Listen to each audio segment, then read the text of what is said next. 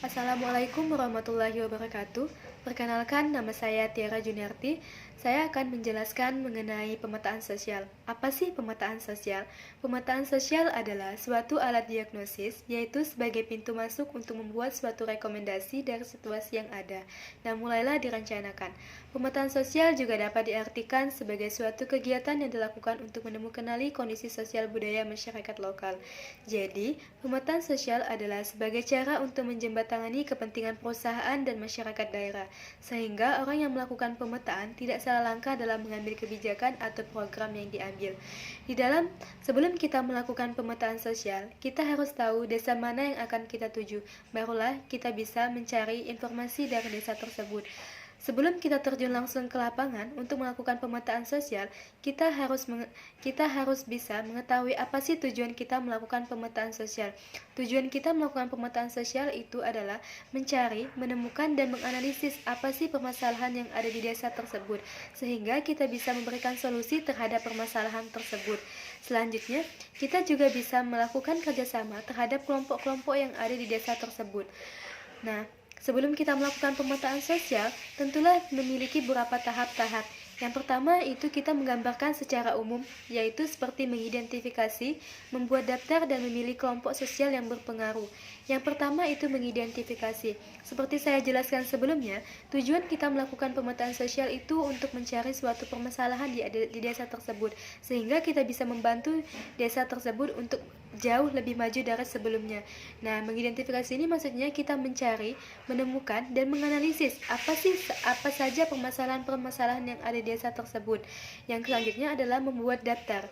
Membuat daftar kasus ini maksudnya yaitu kita bisa mengajukan pertanyaan-pertanyaan atau membuat pertanyaan-pertanyaan yang terdiri dari apa, bagaimana, mengapa, dan kapan.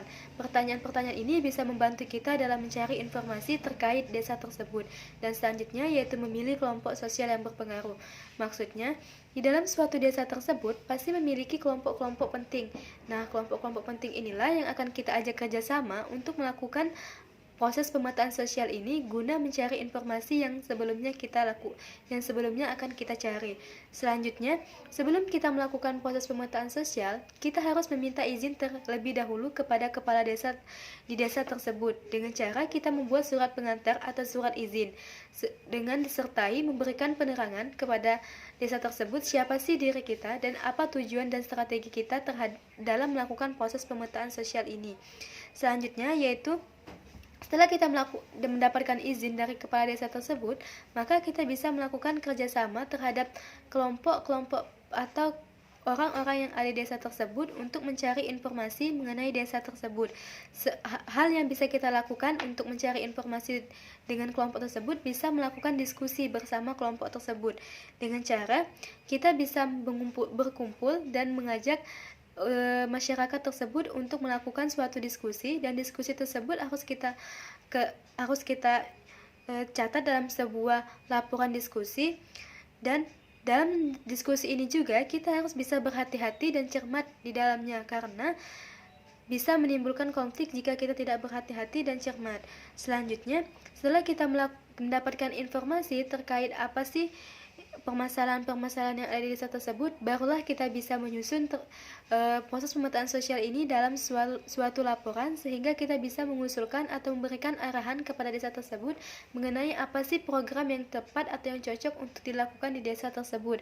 Dan sebelum itu juga kita juga bisa melakukan evaluasi terkait apa program yang telah kita ajukan.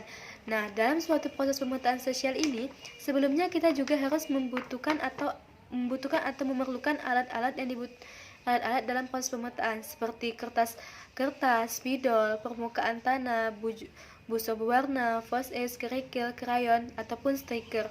Nah, alat-alat inilah bisa membantu kita dalam proses melakukan pemetaan sosial.